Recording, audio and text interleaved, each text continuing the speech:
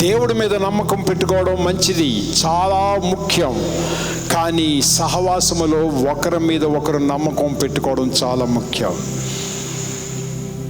నీ భర్త మీద నీకు నమ్మకం ఉందా? నీ భార్య మీద నీకు నమ్మకం ఉందా? నీ ఫ్రెండ్స్ మీద నీకు నమ్మకం ఉందా? నీవన్న మాటను నిలబెట్టుకోగలవా? అవునంటే అవును, కాదంటే కాదు.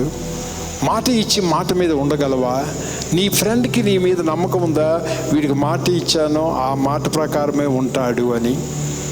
ఎన్నిసార్లు మన యొక్క సహవాసము పాడైపోవడం కారణం? ఎన్నిసార్లు సంఘానికి కాపరికి మధ్య గందరగోళం, ఒకరి మీద ఒకరి నమ్మకం లేకపోవడం చేతనే. విశ్వాసం అన్నది కేవలం నాకు నా దేవునికే కాదు. There is a power of fellowship.